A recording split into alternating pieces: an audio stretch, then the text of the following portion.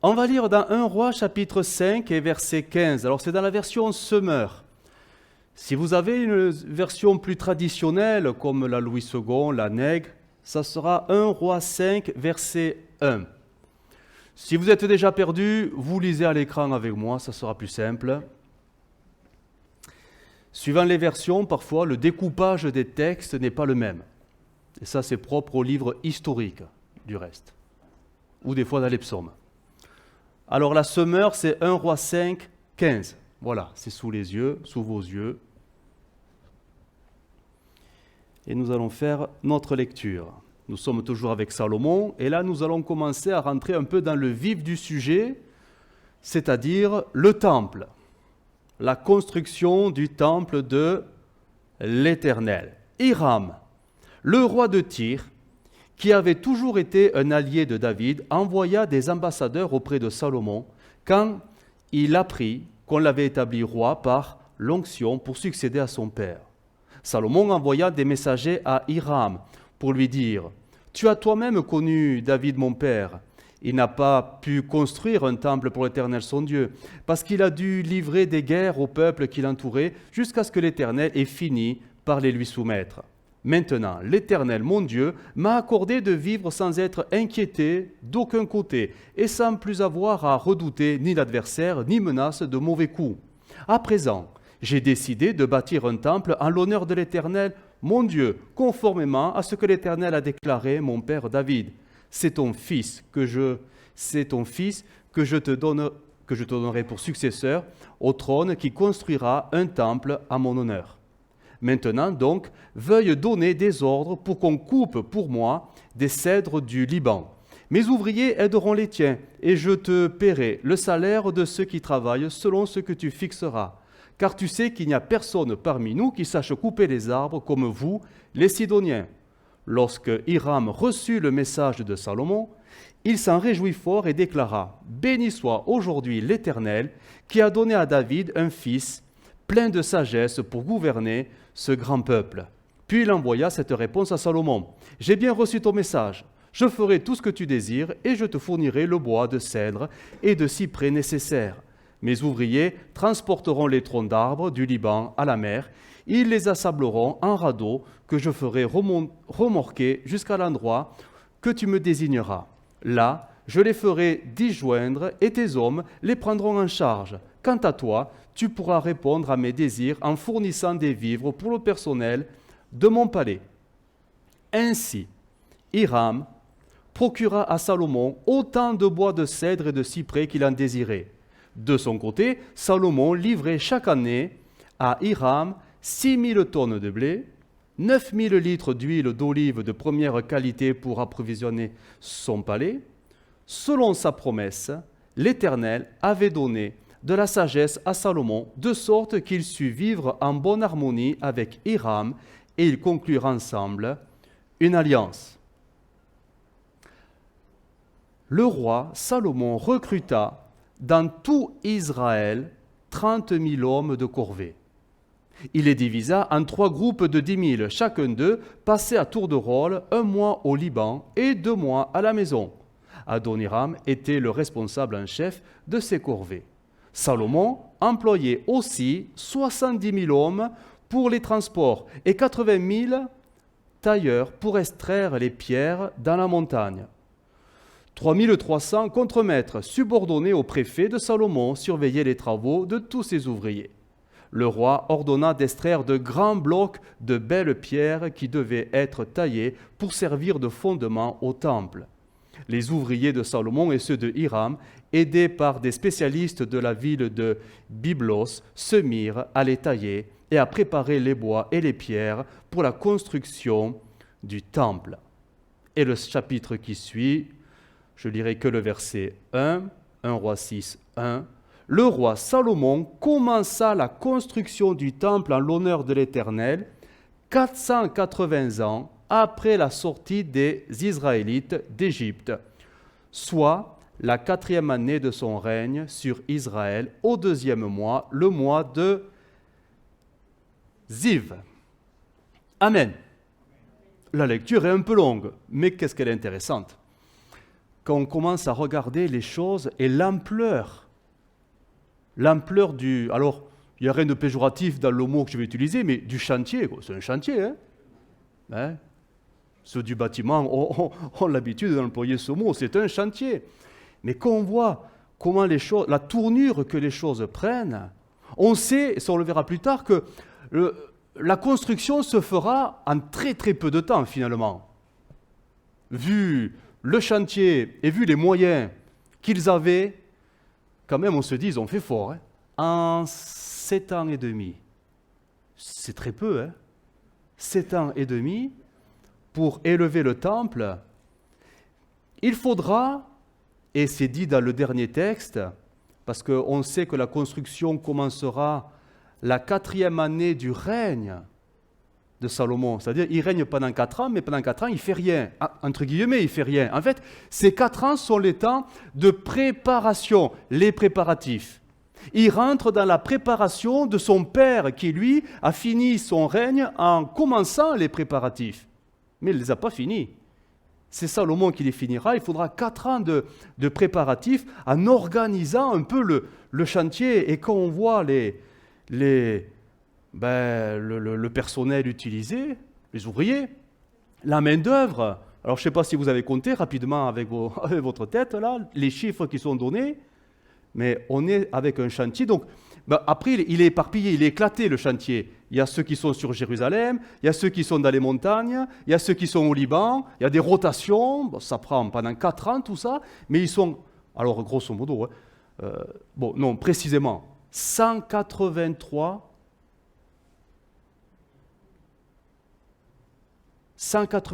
300 ouvriers.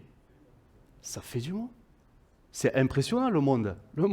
Et ils sont là, 30 000 hommes de corvée, c'est-à-dire, c'est les bûcherons. Ils sont envoyés par cycle, là, par 10 000, par groupe, 1 mois, 2 mois de repos, ils sont envoyés au Liban, ils sont là pour assister les ouvriers qui ne sont même pas encore comptabilisés, les Sidoniens. Ils sont allés les rejoindre pour se former à la coupe du bois. Oh, bien sûr, bon, ils n'ont pas les tronçonneuses, hein.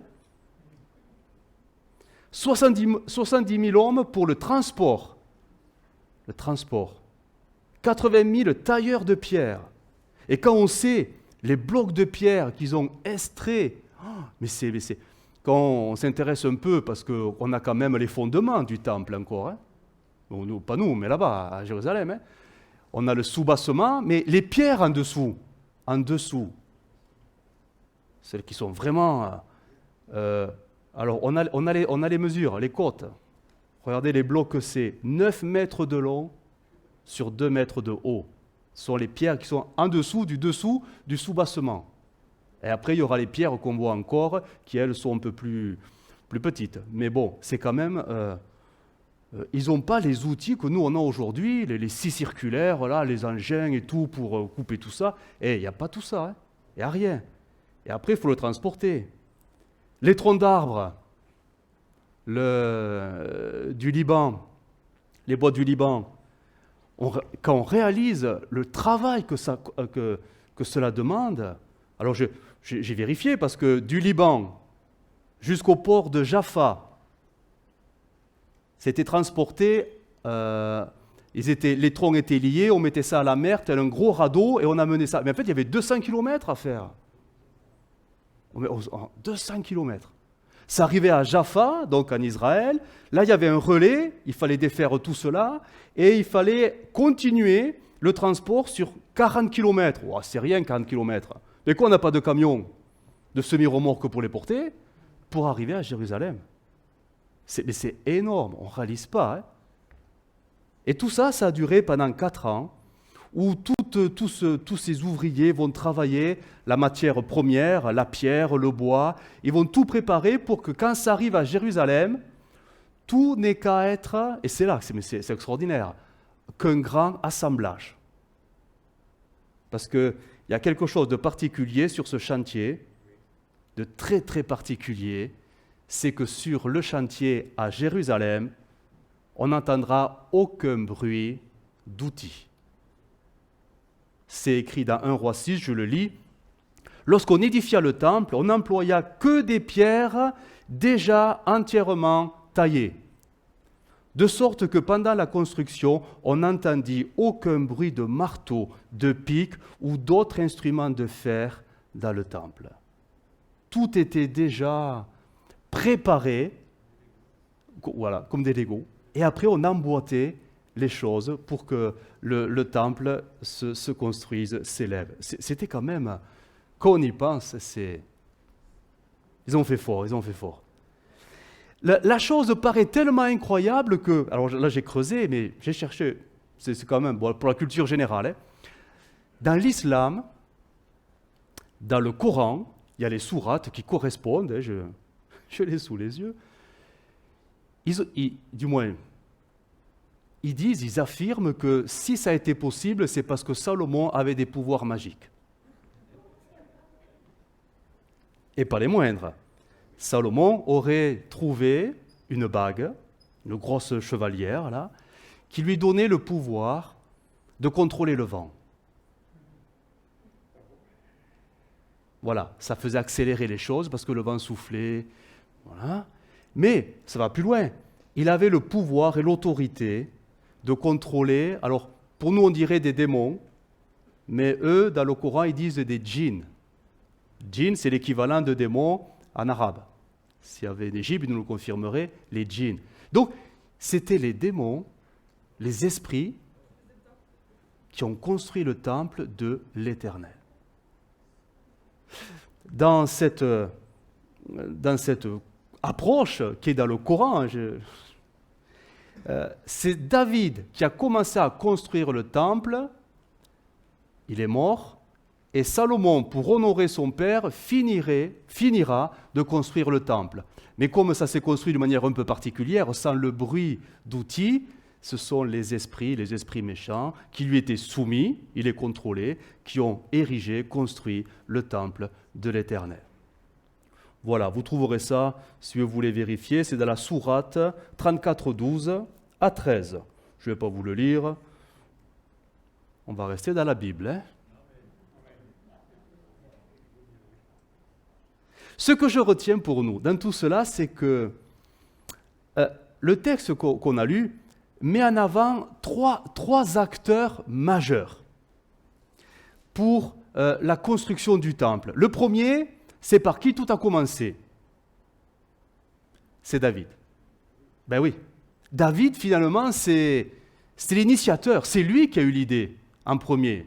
C'est lui qui a voulu honorer Dieu en lui construisant une maison, un temple, parce qu'en fait, il vivait mal que lui vive dans un palais et que Dieu vive encore sous une tente. Rappelez-vous, c'était du temps avec la tente de Moïse et tout cela qui était relayé un peu de côté. Et il vivait mal cela, il disait, moi j'ai un palais, et le Seigneur, lui, il est encore sous une tente, alors je veux construire un grand palais pour l'Éternel. Mais Dieu lui dira, non, c'est ton fils. Mais c'est quand même David qui recevra 2 révélations. La première, c'est l'emplacement du temple. Rappelez-vous, ce jour où la peste est tombée sur Israël. 3 jours de peste. Dieu lui a dit, parce qu'après le recensement, je te laisse le choix entre 3 plaies. Et il choisira les 3 jours de peste.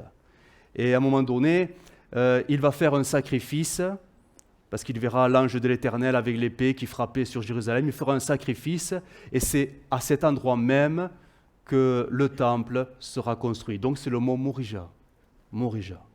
Mais il recevra aussi, et ça on n'a aucun élément, mais on sait, parce qu'il le dira, David, qu'il recevra par révélation les plans du temple et de toute la composition des ustensiles et des matériaux. Je vous le lis rapidement, on ne va pas l'afficher. David remit alors à son fils Salomon le plan du portique, des bâtiments annexes, des entrepôts du trésor, des étages, les salles intérieures, les pièces réservées au propitiatoire. Il lui donna aussi les plans de tout ce qu'il avait prévu de construire, des parvis du temple de l'Éternel et toutes les salles autour. Tout cela, dit David, se trouve dans un écrit de la main de l'Éternel qui m'a fait comprendre tous les ouvrages décrits dans le plan. Donc, on sent quand même qu'il y a quelque chose de très particulier. Il reçoit, un peu comme Moïse qui a tout reçu par révélation pour construire le tabernacle dans le désert. Donc David a reçu des révélations qu'il transmettra à son fils Salomon. La deuxième personne majeure, forcément, c'est le fils du Père. C'est Salomon. C'est Dieu qui le désigne et c'est lui qui sera, quand il rentrera au pouvoir, il sera le maître d'œuvre.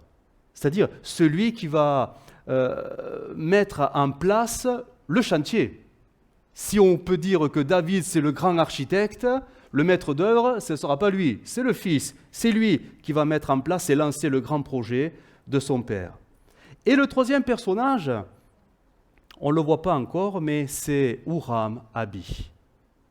Huram-Abi, c'est à la demande de Salomon, auprès de Hiram, le roi de Tyr. Il va lui demander de lui envoyer un homme qui est spécialisé dans des constructions un peu hors normes, en sachant utiliser les matériaux pour la réalisation de la construction. Et Hiram, le roi de Tyr, va dire « Pas de problème, j'ai l'homme de la situation, je te l'envoie directement. Tu verras, il est super, il va former tous tes ouvriers, voilà, il est l'homme de la situation pour toi. » Je lis le texte parce que c'est étonnant comment les choses se mettent en place. « Maintenant, veuille donc m'envoyer, dira Salomon, un homme expert dans le travail de l'or, de l'argent, du bronze et du fer, dans la teinture et des étoffes, pourpre, en carmin et en violet, qui s'y connaissent dans l'art de la sculpture. » Et le roi de Tyr de répondre, « Je t'envoie donc aussi un spécialiste particulièrement habile. Il s'appelle Huram-Abi. Il est fils d'une femme de la tribu de Dan et d'un père tyrien. Il sait travailler l'or, l'argent, le bronze et le fer, la pierre et le bois, etc. Je te l'envoie, il va te former, tous tes ouvriers. Et c'est lui, Huram-Abi, qui sera le constructeur, je ne sais pas si c'est le bon terme, mais c'est lui qui va façonner les 2 grandes colonnes de bronze qui vont à l'entrée du temple. C'est lui qui va confectionner tous les ustensiles en or, en argent, en bronze. C'est lui. Oh, il ne sera pas seul, mais c'est lui qui a le savoir-faire. C'est lui qui a les techniques pour faire tout cela. Et c'est lui qui va les enseigner donc aux ouvriers de Salomon pour que les choses se fassent tout simplement, voilà, selon les plans du roi David. 3 personnages. David, Salomon, Huram-Abi. Si on fait un peu de typologie, vous savez ce que c'est la typologie ? La typologie, c'est une situation ou un personnage ou un événement, on en retire un enseignement spirituel pour nous. Ces 3 personnages sont 3 types qui représentent d'une manière spirituelle 3 autres personnages qui, d'un commun accord, ont travaillé à la construction d'un temple encore plus imminent que le temple de Salomon. Vous voyez de qui je parle ? Vous ne voyez pas ? Le Père, le Fils, le Saint-Esprit. Et tous les 3 travaillent à quoi ? À la construction du temple spirituel qui est l'Église de Jésus-Christ. David, image du Père, le grand architecte du plan du salut. Il n'y avait que lui pour l'imaginer. Et le Père l'a très bien conçu dans son cœur, dans sa pensée. Avant toute éternité, il savait les choses. Il n'a pas eu besoin de révélation, il savait, il est le Père éternel. Mais le Père, à un moment donné, va engendrer le Fils. Et ce n'est pas le Père qui va construire le temple, mais c'est le Fils. Rappelez-vous de ce que dira Jésus. Je bâtirai mon Église. C'est lui qui va mettre en œuvre le plan du salut. C'est lui qui va, débuter le chantier en mourant tout simplement sur la croix. C'est à partir de là que le chantier va s'ouvrir. Et quand Jésus va remonter à la droite du Père, il va dire, je vais vous envoyer celui qui maintenant est très qualifié et va vous former pour que vous viviez tous le salut individuellement. Et là, on parle du Saint-Esprit. Il est cet artisan habile qui tout simplement nous forme, nous façonne, parce que nous sommes tous, eh oui, la Bible le dit, des pierres vivantes, spirituelles, et on a besoin d'être façonné, d'être certainement taillé, d'être raboté, d'être capable, finalement, avec les autres, de s'emboîter les uns avec les autres pour qu'ensemble, nous formions la construction spirituelle, l'Église de Jésus-Christ. Amen. Si vous avez vos Bibles, j'en doute pas, lisons ensemble 1 Pierre 2,4. 1 Pierre 2,4, vous allez voir. Les choses sont clairement dites. 1 Pierre 2,4.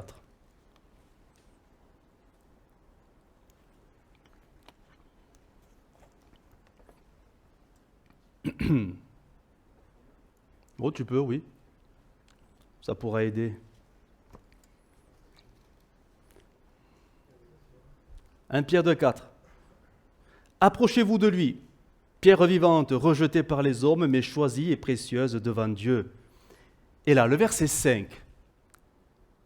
Le verset 5 nous dit, et vous-même, comme des pierres vivantes, édifiez-vous pour former une maison spirituelle, un saint sacerdoce, afin d'offrir des victimes spirituelles agréables à Dieu par Jésus-Christ. Édifiez-vous vous-même. D'autres versions, la parole vivante. Vous êtes devenus des pierres vivantes, édifiez-vous mutuellement pour former un temple spirituel. Ou la Louis II 21, laissez-vous édifier pour former une maison spirituelle. Laissez-vous édifier ou édifiez-vous mutuellement.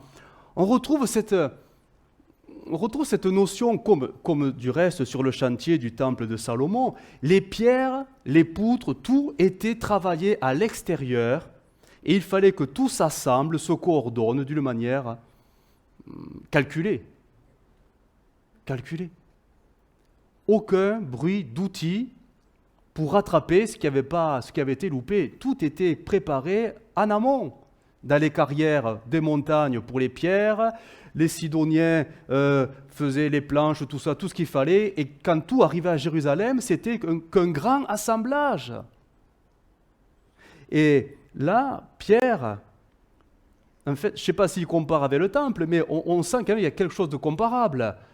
Nous sommes des pierres vivantes qui sommes appelées à nous laisser assembler les unes avec les autres. Si on lisait Éphésiens 2,20, et on va le faire en parole vivante. Éphésiens 2,20, parole vivante, si tu peux l'afficher, vous allez voir que cette notion va sortir encore plus fort. Éphésiens 2,20, parole vivante, 20, 21, 22. Vous êtes l'édifice que Dieu construit sur le fondement des apôtres, ses porte-paroles. Jésus-Christ, en personne, en est la pierre d'angle sur laquelle tout l'édifice s'aligne. Verset 21. C'est en lui que toute la construction s'élève harmonieusement. Amen. Chaque pierre s'adaptant parfaitement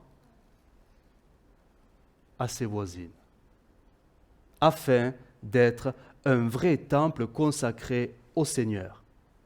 Par votre union avec le Christ, vous avez été intégrés à ce sanctuaire avec les autres pour former une demeure où Dieu habite par son esprit. Mais le verset 21, chaque pierre s'adaptant parfaitement à ses voisines. C'est comme ça que le Seigneur veut voir l'Église. Pas des pierres éparpillées, pas un tas de pierres qui ressemblent à rien, mais des pierres qui s'emboîtent les unes aux autres pour former un seul édifice. Un solide, dira d'autres versions, un solide assemblage qui représente l'Église de Christ.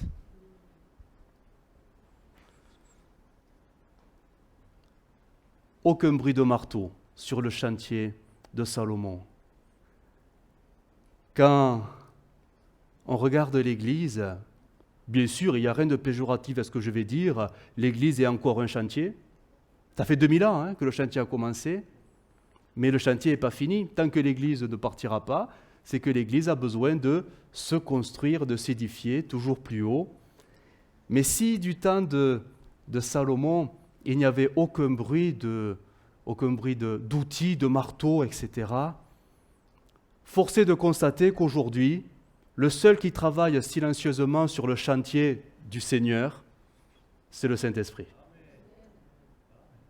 Le Uram Abi, l'habile artisan, hyper qualifié dans tous les domaines, il travaille dans un silence majestueux. Le Saint-Esprit ne crie pas, il ne hurle pas. Le Saint-Esprit fait une œuvre efficace, mais toujours dans le silence. C'est surprenant. Jésus dira, c'est comme le vent. Tu sais que c'est passé, mais tu ne sais pas d'où c'est venu et où ça va, mais tu sais qu'il était là.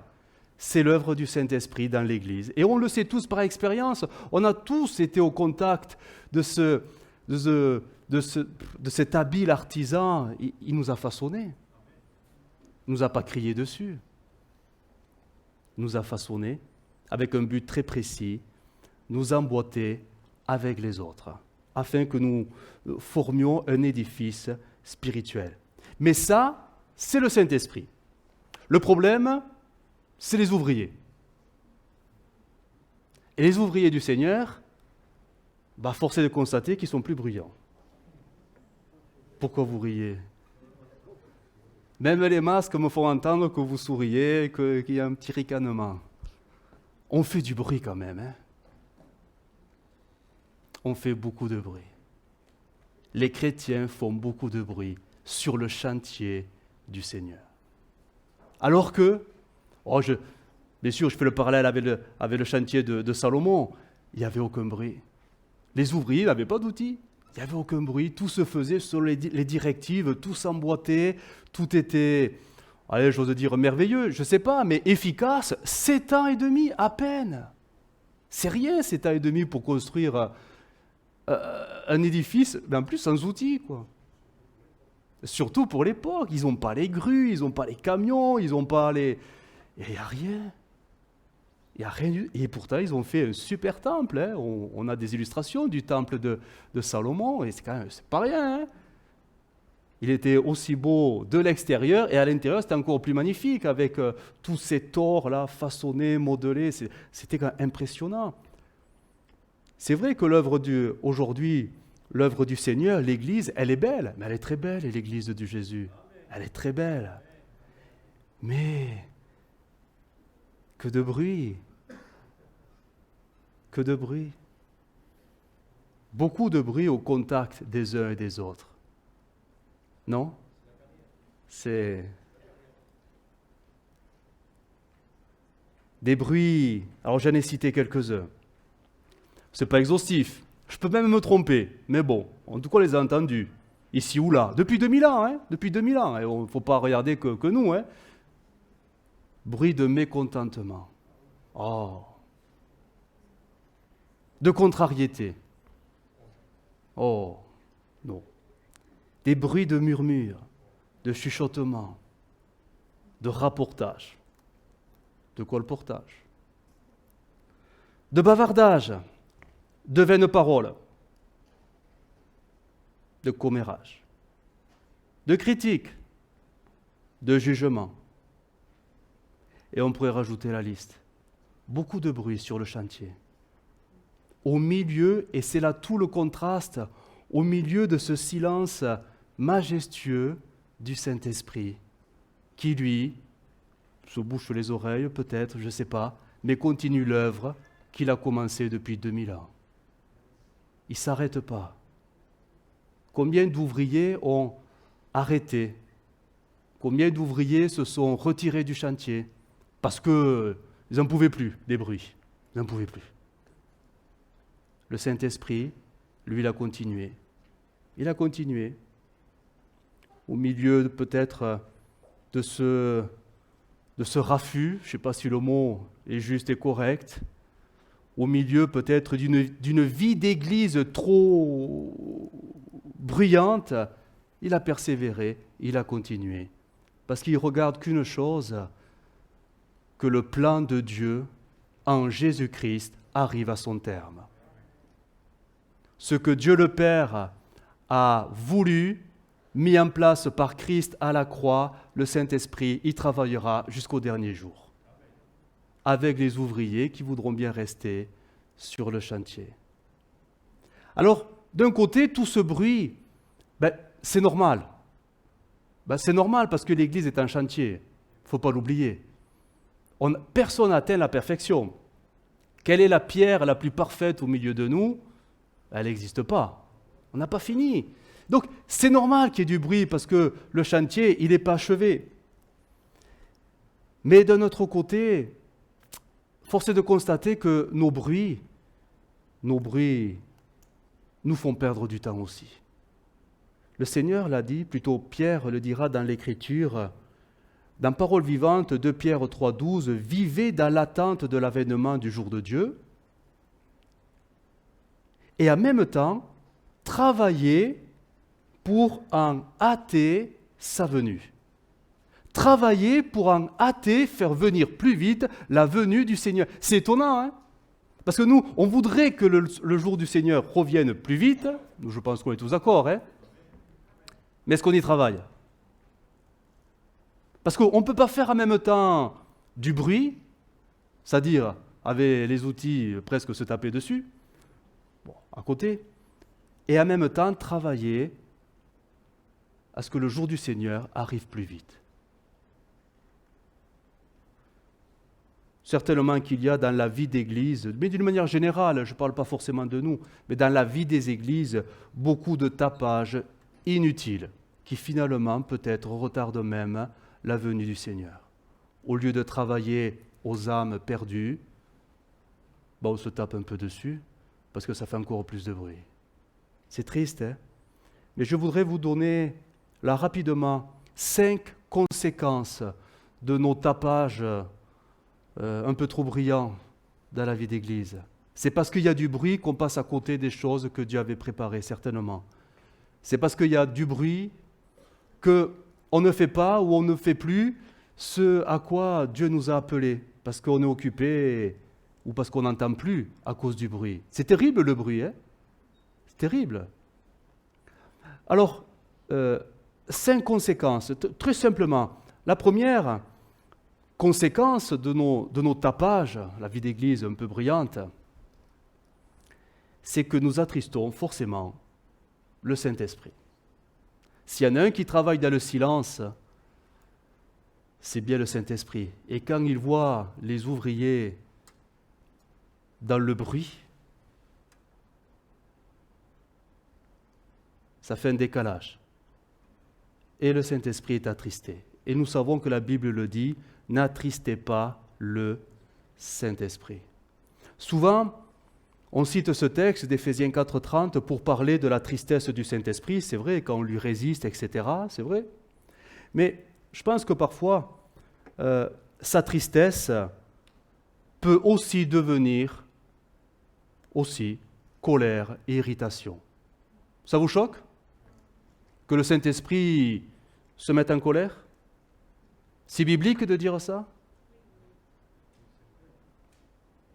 Deutéronome 1, verset 34. L'Éternel entendit le bruit de vos paroles. L'Éternel entendit le bruit de vos paroles et il s'irrita. Deutéronome 1, 34. Et c'est à ce moment précis qu'il va jurer que cette génération ne rentrerait pas dans le pays promis. Donc oui, des fois on attriste le Saint-Esprit, mais de trop l'attrister, ça peut aussi l'irriter. Et nous avons dans la Bible des situations où des hommes ils sont allés trop loin. Ils sont allés trop loin et ça n'a pas simplement attristé le cœur de Dieu, mais ça a irrité le cœur de Dieu. Il s'est mis en colère et parfois des sentences sont tombées. Je vous en citer quelques-uns, au moins 4. Exode 4. Dieu s'est mis en colère contre Moïse. Moïse. Quand Dieu lui a dit, bon, tu prends ton bâton, je t'ai qualifié, je vais te donner les bonnes paroles qu'il faut, tu vas devant Pharaon et tu fais sortir mon peuple. Et vous savez que Moïse a dit, non, pas moi, mais envoie mon frère. Oui, mais là, cette parole a irrité le cœur de Dieu, il se mettra en colère. La Bible dit, il s'est mis en colère. Dans 2 Samuel 6, on retrouve une situation, pourtant on est en pleine réjouissance avec David qui danse et l'arche de l'Alliance sur la charrette. Et voilà que ça bascule. Uza, certainement qui fait partie des Lévites, mettra la main pour retenir l'arche de l'Alliance. Est-ce que c'était mauvais en soi de l'empêcher de tomber? On ne sait pas trop. D'autres versions sous-entendent que ce n'est pas parce qu'il l'a touché, mais c'est parce qu'il l'a vu à l'intérieur. Bon, ce qui est sûr, c'est que Dieu s'est mis en colère, il est mort sur le coup. Quand même. 1 Roi 11, Dieu se mettra en colère contre Salomon lui-même. Quand Dieu verra que son cœur est désobéissant et qu'il préfère se tourner vers les idoles de toutes ses épouses, la colère est rentrée dans le cœur de Dieu. Et il perdra son royaume. Du moins, son fils perdra son royaume à cause de Salomon. On pourrait parler d'Ézéchias, 2 Chroniques 32, ce roi qui a été un bon roi, mais à un moment donné, son cœur s'est élevé, plein de suffisance, d'arrogance, d'orgueil, et le cœur de Dieu s'est mis en colère contre lui.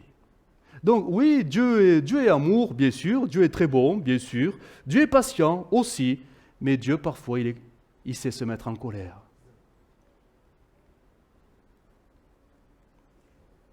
Donc je crois que parfois le Saint-Esprit, au milieu de nous, au-delà de la tristesse qu'il peut ressentir, parfois il se met en colère à cause de nos bruits persistants. Deuxième conséquence négative de tout ce tapage sur le chantier, l'Église, nous n'entendons plus la douce voix de Jésus, qui pourtant s'adresse à nous régulièrement par sa parole. Nous avons dans l'Écriture des textes qui, bien sûr, c'est symbolique, mais qui nous parlent de la voix de Dieu dans 1 Roi 19, un murmure doux et léger. C'est Élie, le prophète. Il est dans cette grotte, il y a des tremblements de terre, Dieu n'est pas là, il y a le feu, Dieu n'est pas là, etc. Et à un moment donné, il y a un doux murmure, un vent léger qui passe, et là, Élie sent que la présence de Dieu est là, et il va se couvrir, mettre ses genoux, sa tête dans ses genoux, dans un murmure doux et léger. Mais quand il y a trop de bruit, on n'entend rien. David, avant qu'il parte au combat, Dieu lui dira, écoute le bruit en haut des arbres, les mûriers. Quand tu entendras un bruit de pas dans les cimes, c'est que je suis là, je marche devant toi, je te donne la victoire.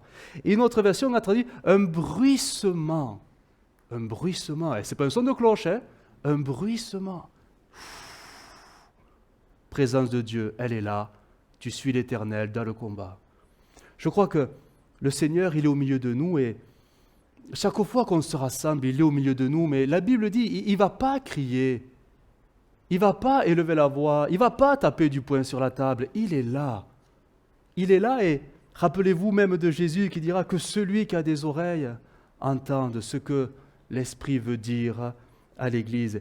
Et parfois, nos bruits, vous avez compris que nos bruits, ce n'est pas simplement des bruits physiques, mais les bruits sont souvent là-dedans.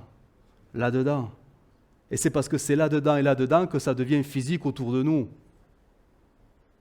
Mais ça nous rend incapables d'entendre la douce voix du Seigneur. Pourtant, dimanche après dimanche, on entend, mais on n'écoute pas. On ne peut pas écouter dans le bruit. On ne peut pas. Alors la voix du Seigneur, elle passe. Et nous, on n'a rien entendu. Parce que trop de bruit en nous. C'est le prophète Ésaïe qui le dira en parlant du Seigneur. « Voici mon serviteur, il ne criera point, il n'élèvera point la voix et ne la fera point entendre, dans les rues. Ça nous parlait du Seigneur, de ce qu'il ferait, mais finalement, le Seigneur, il fait toujours pareil. Il nous parle, mais il ne crie pas. Et il faut vraiment que nos cœurs soient vraiment réceptifs pour entendre la parole du Seigneur. Parce qu'à force de faire du bruit à nous et autour de nous, on en devient sourd, spirituellement sourd. Sourd. C'est une conséquence de nos bruits. Troisième conséquence de ce tapage sur le chantier, nous n'entendons plus les sifflements du diable,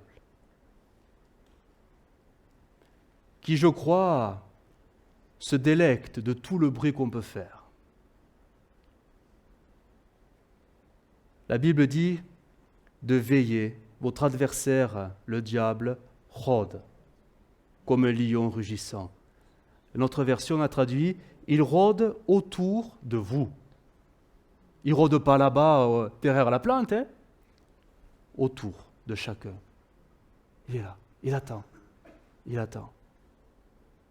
Et le fait d'être dans le bruit, dans le cœur, dans la tête, les pensées autour de nous, dans la communion fraternelle, le bruit, finalement, on n'arrive plus à tendre l'oreille. D'où va venir le danger? On n'entend rien, on n'entend plus rien. Et c'est trop tard, tu as été mordu. Et tu es surpris? Est-ce que le Seigneur n'a pas dit de veiller et de prier afin de ne pas tomber en tentation?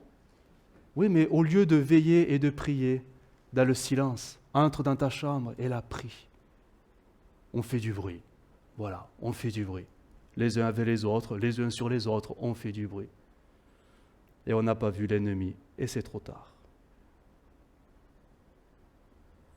Quatrième conséquence fâcheuse du bruit que l'on peut faire sur le chantier, on n'entend plus la voix des larmes. La Bible parle de la voix des larmes de nos frères et sœurs qui pleurent en silence. Le psaume 6 nous dit « Éloignez-vous de moi, vous tous qui faites le mal, car l'Éternel entend la voix de mes larmes. » L'Éternel entend la voix de mes larmes. Et nous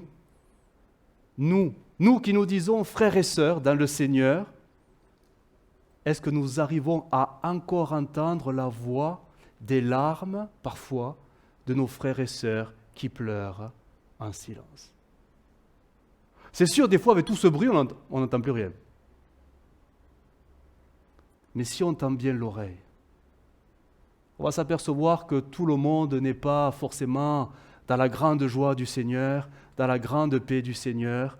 Certains, au milieu des difficultés, des souffrances, des luttes, sont en train silencieusement de pleurer.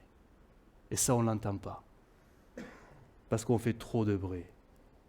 Romains 12, 15, « Réjouissez-vous avec ceux qui se réjouissent, mais pleurez avec ceux qui pleurent. » Mais il faut être capable d'entendre le frère ou la sœur pleurer, parce qu'il ne va pas pleurer sur l'estrade avec le micro pour que vous voyez tous qui pleurent.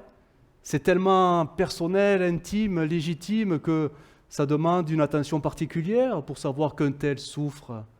Ça demande, oui, parfois de s'intéresser à l'autre, de prendre des nouvelles de l'autre. Ça demande d'avoir de l'intérêt, et c'est ça l'amour. Vous savez, on a des chants, bon, c'est des slogans, aimons-nous les uns les autres, nous sommes tous réunis. Ouais, d'accord, sur le principe, on peut pas dire que non, c'est faux, non, mais c'est vrai. Mais dans la vraie vie de l'Église, c'est pas tout à fait ça. C'est pas tout à fait ça. Trop de bruit et je n'entends plus la souffrance des autres. Alors que Dieu nous a donné à tous, je crois, une langue, comme dira Jacques, qui sert à bénir, à consoler, à encourager, à exhorter, à réconforter. Le problème, c'est que nous, avec notre langue, on fait du bruit, encore plus de bruit. Et enfin, dernière conséquence fâcheuse de tous nos bruits dans ce chantier de l'Église, c'est que nous n'entendons plus le cri d'encore plus loin de ces âmes qui se perdent autour de nous. Un jour, l'apôtre Paul, il a eu une vision très particulière d'Acte 16, celle du Macédonien.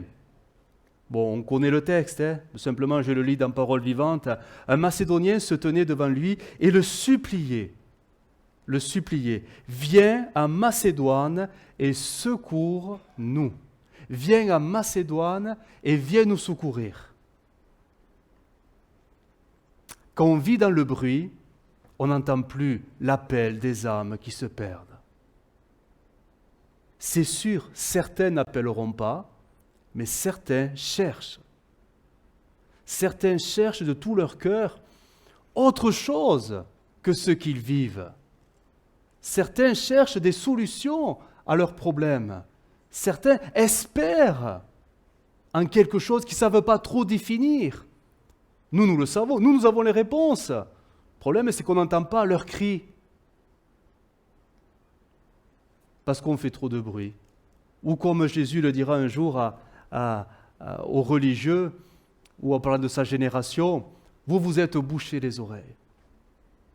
Vous vous êtes bouchés les oreilles. Parce qu'on est occupé à faire autre chose que ce à quoi Dieu nous appelait. Le but de l'Église, c'est quand même d'avoir un impact spirituel auprès de ceux qui sont encore perdus.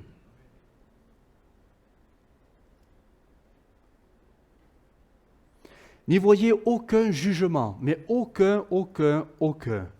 Mais ce qui me fait dire quand même qu'on en est là, c'est quand même la teneur, la participation, je ne sais pas si c'est le bon terme, mais nos réunions de prière. Au moins le vendredi. C'est quand même ce temps, mais vraiment mis à part exclusivement pour l'intercession. Oui. Du moins, on axe dans ce sens-là.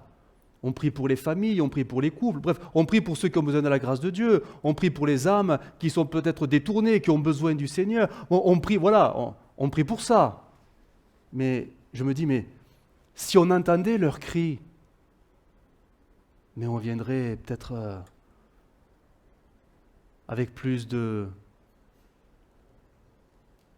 détermination, plus d'intérêt, plus de mobilisation. On vient pour les sauver, non pas dans le sens Jésus qui sauve, mais pour prier pour leur salut. On serait là. Et des fois, mais pourquoi on est,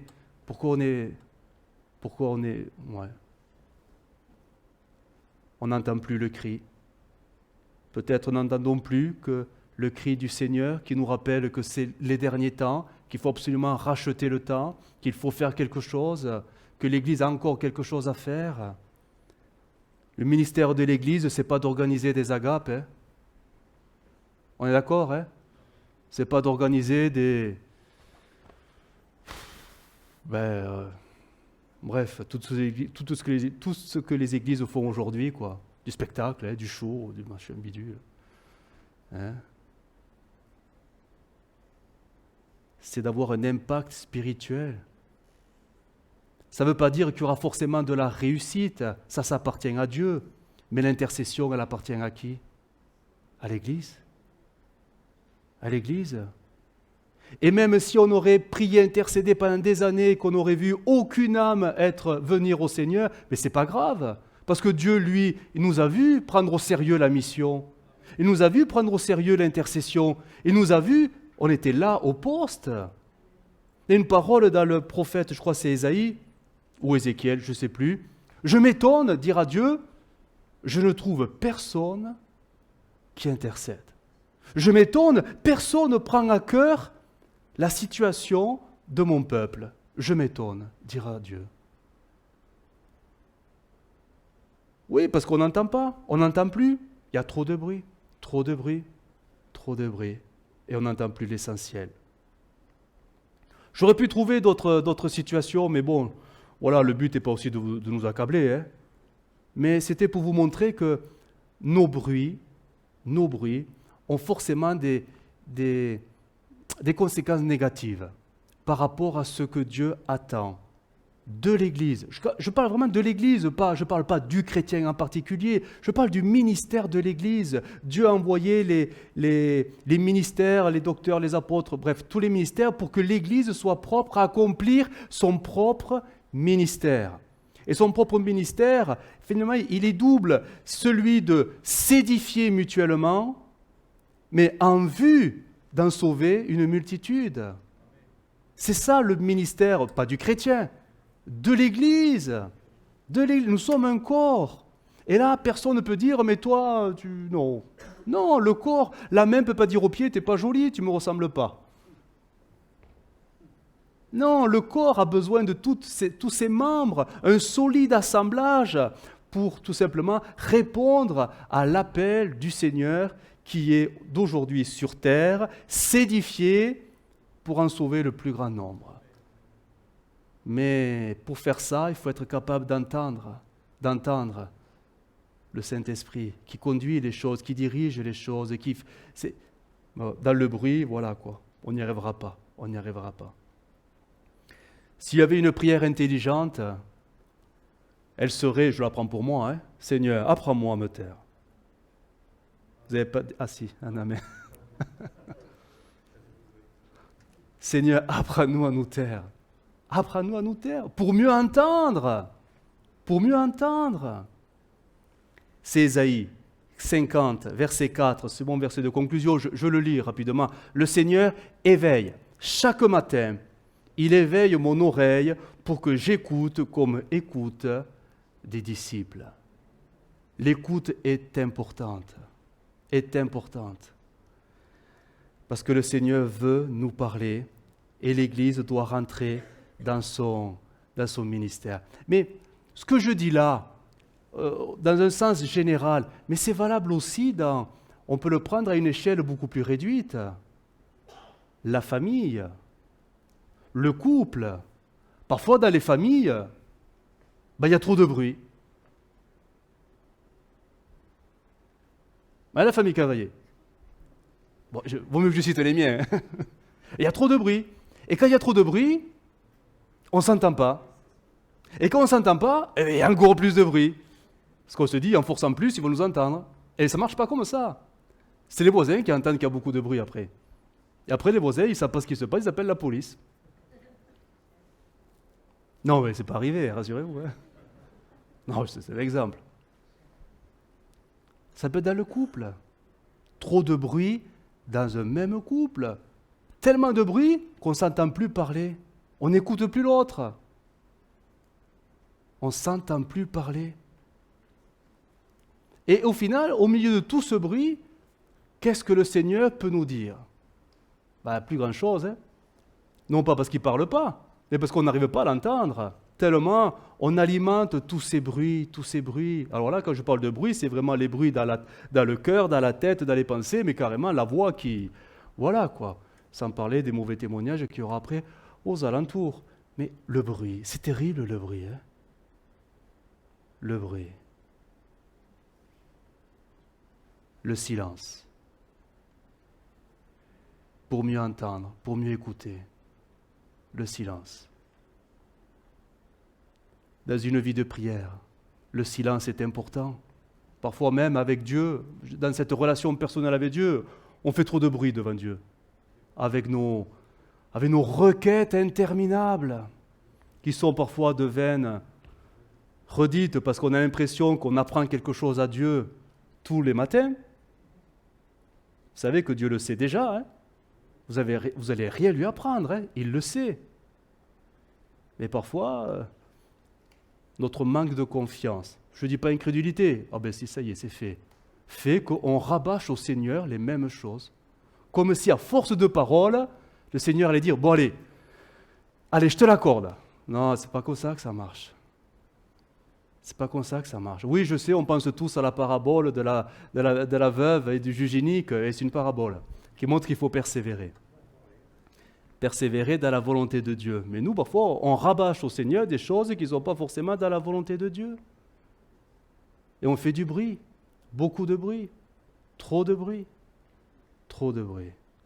Bref, vous avez compris que tout ce bruit, ça peut être compris à plusieurs niveaux, que ce soit l'Église dans sa totalité, que ce soit la famille, que ce soit le couple, ou que ce soit même dans ma relation personnelle avec Dieu, c'est sûr qu'il faut que j'apprenne à me taire. Dans le couple, les deux ont besoin d'apprendre à se taire. Dans la famille, regardez les familles, tout le monde a besoin d'apprendre à se taire. Et dans l'Église, on a besoin d'apprendre aussi à se taire. Mais à se taire pourquoi? Pour le silence? Non, pour entendre Dieu. C'est ça le but. Entendre la voix du Saint-Esprit, enfin, nous parler. Non pas qu'il ne parlait pas, mais c'est qu'on n'était pas capable de l'entendre. Que Dieu nous aide à vivre cela. Parce que Dieu parle, toujours, tantôt d'une manière ou tantôt d'une autre. Mais c'est nous qui n'entendons pas, qui n'entendons plus, parce qu'on fait trop de bruit. Amen? Alors, une prière intelligente. Bon, je l'ai pris pour moi, on a déjà dit Amen, alors je le dis pour vous. Apprenez à vous taire. Merci. Amen. Mais c'est pour tout le monde. On est tous pareils. On est tous pareils. On n'aime pas le silence. On n'aime pas le silence. Ça met mal à l'aise. C'est même un exemple. Même dans les cultes, vous savez, parfois, on loue le Seigneur. Chacun, là, on loue le Seigneur. Et vient un moment de silence. C'est curieux, il y aura toujours quelqu'un pour le briser à un chant ou quelque chose qui vient combler le silence. Mais parfois, Dieu est dans les silences. Il faut des silences, il faut des temps de silence. Quand nous faisons le temps de Sainte Seine, souvent, je le dis, on reste dans le silence parce que c'est là qu'on entend. Ce n'est pas le moment de relancer des trucs et machin, des bidules. Le silence. C'est là que le Saint-Esprit peut travailler et on entend le travail du Saint-Esprit. C'est pas évident. Hein. C'est la nature humaine, elle est comme ça. Hein. Mais n'ayons pas peur des silences. C'est bien souvent dans le silence que Dieu travaille et c'est toujours dans le silence que le Saint-Esprit, lui, nous façonnera, travaillera, nous parlera dans nos cœurs, dans nos pensées, dans notre conscience. Le silence. Après, je ne dis pas qu'on doit devenir comme un monastère, où là, on se tait. Il ne faut pas tomber dans les extrêmes. Mais il y a un temps pour tout, un temps pour parler et un temps pour se taire, tout simplement. On ferme nos yeux et on prie le Seigneur. Seigneur, nous te bénissons. Merci pour ta parole qui nous parle. Et c'est vrai que tu nous as donné des oreilles pour entendre. Mais combien de fois elles ont été encombrées de bruit, de tapage, de raffut, que ce soit dans l'église, dans nos maisons ou dans notre propre vie de prière. Nous avons fait beaucoup de bruit et nous n'avons même pas entendu ta voix. Seigneur, aide-nous, oui, à faire silence. Apprends-nous à nous taire. Apprends-nous, Seigneur, à savoir apprécier ces temps de communion silencieuse avec toi, pour enfin entendre ce murmure doux et léger qu'est ta voix qui vient se poser sur nos âmes. Seigneur notre Dieu, oui, aide-nous. Nous sommes l'Église, nous sommes ton Église. C'est vrai, nous sommes encore en chantier, mais combien nous voulons nous laisser façonner, modeler par le Saint-Esprit pour être des pierres qui finalement, naturellement, s'emboîteront les unes aux autres, parce que c'est ça l'Église. Seigneur, oui, nous voulons grandir spirituellement, nous édifier mutuellement. Aide-nous, Seigneur. Aide-nous à savoir apprécier l'Église dans sa construction et apprends-nous à cesser tous ces bruits qui ne servent finalement pas à grand-chose. Notre Dieu, nous te bénissons pour ta parole, qu'elle reste dans nos cœurs. Amen.